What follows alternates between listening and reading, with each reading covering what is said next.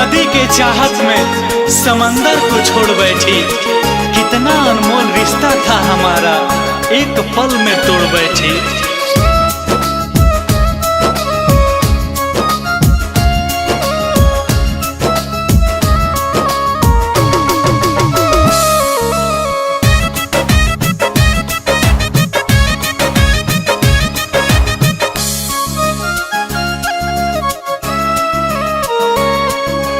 पहिले हंसा के रोइलू हो, आपन कह के भुलैलू हो।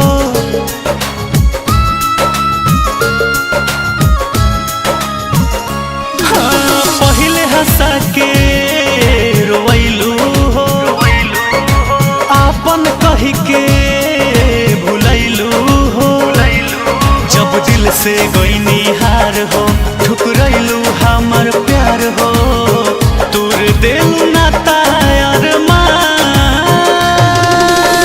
काहे याद आवे दोसर के लेलू अपन मान। तो वो याद आवे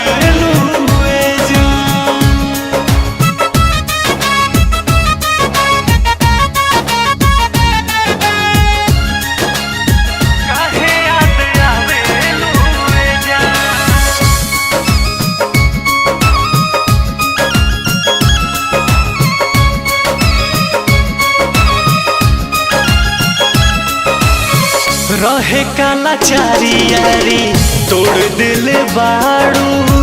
मन भर गइल मोह, मोड़ ले ले बाड़ू।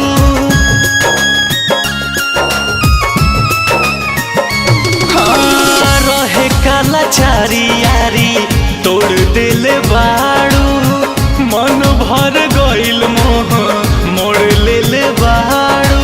बाबू रामोर हाल हो, रहबू ना खुशहाल हो। साचो बाड़ू पत्थर इंसान, काहे याद आवे दोसर के लेलू अपन मान। तो वो याद आवे जान।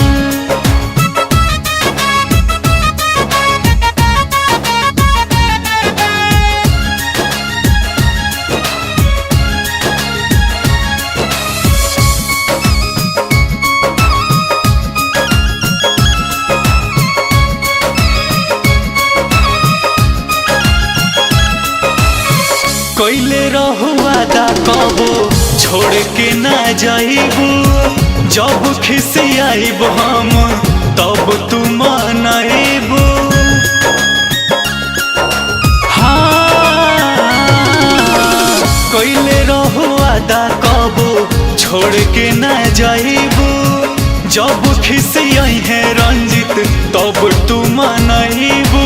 देखा दिलू औकात हो, बुझलू ना जज्बात हो।